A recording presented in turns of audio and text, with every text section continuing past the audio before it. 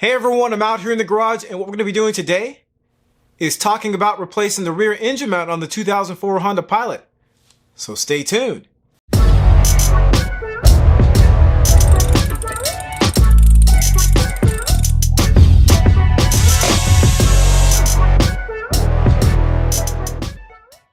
So if you're new to the channel, I just want to welcome you here, and hopefully you'll consider subscribing if you like what you see. Also, check out Car Apprentice on Instagram, Twitter, and Facebook. I post lots of pictures and videos on those platforms before I post anything on YouTube. And occasionally I'll post things on those platforms I don't post on YouTube. Also, check out the website at carapprentice.com. And don't forget to hit the like button if you like this video. And also see links in the video's description for some of the products used in this video. So what we're going to be doing today is discussing replacing the rear engine mount on the 2004 Honda Pilot. And this is not my typical video that I would do on the procedures for doing that, because typically how you would do this is that you would drop the subframe. I am not going to do that here. So there are a couple of caveats. The first one is that I actually broke a couple of the power steering line clips. So we'll talk about that as we get into the video. And then secondly, if you have larger arms, so if you have a bodybuilder physique and you're really huge, this probably is not going to work for you either. So I just wanted to throw that out there right away before we get into this video. So let's get into it. Again, I want to emphasize that this is not the typical video I would make where I walk through the process of changing the mount. I'm merely providing tips based on my experience. Here's the engine mount we're tackling. It's very tough to reach without dropping the subframe. This step is probably not necessary, but I decided to drop the exhaust to give myself a little more space to remove the two front mounting bolts. I would try to work around the exhaust instead of dropping it.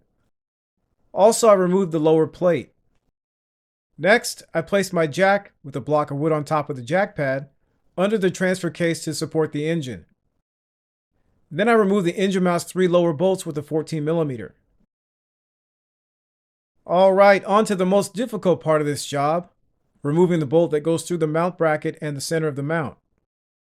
I undid the power steering line's black clip by hand, then I went after the white clip to create some space. I tried pick tools and small screwdrivers, and I ultimately decided to break the white clip. I later broke the black clip with the tools I was using. In hindsight, it may be unnecessary to unclip the power steering line, but I had already committed. The steering rack may have to come out again because it appears to be leaking, so I'll replace those clips at the same time. I tried reaching over the back of the engine with the 17mm ratcheting wrench, but the bolt was installed tight. You could try jacking up the engine a little to take some of the weight off the bolt, then attempt to use a ratcheting wrench, but I gave up on that idea. As a side note, I would recommend wearing a long sleeve shirt so your arm doesn't get scraped up while doing this job. After several hours of trial and error, I determined that the bolt would be most accessible through the driver's side wheel well. A visit to the Honda Piloteers forum confirmed my suspicions. Here's the setup I used to reach the bolt. You'll need quite a bit of leverage, so I would not use 3/8 inch extensions. I removed this bracket from the transmission with a 14mm. Once the setup was in place, I turned up the air from my impact wrench to 100 psi and broke the bolt loose. It's a long bolt with about 1.5 inches of threads, so you may want to use a ratcheting wrench to get it out the rest of the way. You'll have to play with lowering and raising the jack throughout this procedure to get the mount out of the bracket and to reinstall it. Once it was out of the bracket, I turned it on its side. I then pulled it to the driver's side so I could remove the cushion from the top of the mount with a 12mm socket. Now that the cushion was off, I pushed the mount back towards the passenger side. Then I pulled it out through the passenger side wheel well. The original mount doesn't look bad, but we're still going to replace it. I took a chance on an aftermarket Power Torque mount from O'Reilly's because I would have to wait for an OEM mount to be shipped. Here's how they compare. As I'll detail later, the mounting holes were just slightly off. I transferred the left and right rubber shrouds from the old mount onto the new mount. I marked the center of the hole on the new mount and the bracket on the back of the engine to make it easier to line up.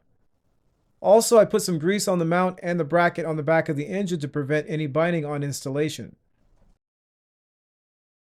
I reversed the process by sliding the mount in through the passenger side wheel well and pulled it to the driver's side. I then reattached the top cushion, tightening the bolt to around 16 foot-pounds. That's my guess for the torque spec.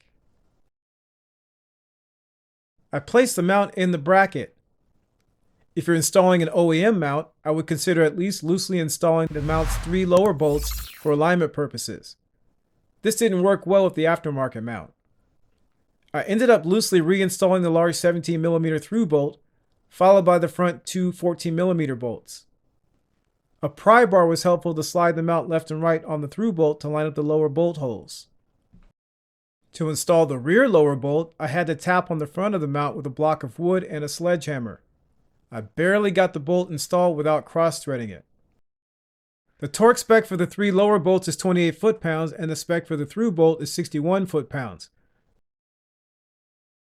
Once the bolts are tight, the jack can be removed. Don't forget to reinstall the bracket on the transmission. I tightened those bolts to 25 foot-pounds. And that's it.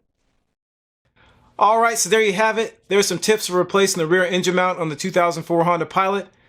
That's a pretty tough job, especially if you don't drop the subframe on this car. It can be pretty challenging to get that thing out and put the new one in. So give yourself a little bit of time. I would say probably somewhere in the neighborhood of about 3 hours. If you have some struggles along the way, that should be enough time. If you follow what I showed here, if you're able to do that. And also, if you're using a Honda engine mount, that'll make things a little bit easier. These aftermarket mounts sometimes don't work out. The holes don't line up the best. So you have to kind of finagle it a little bit to get it in place. So hopefully this information was helpful, and thanks for watching.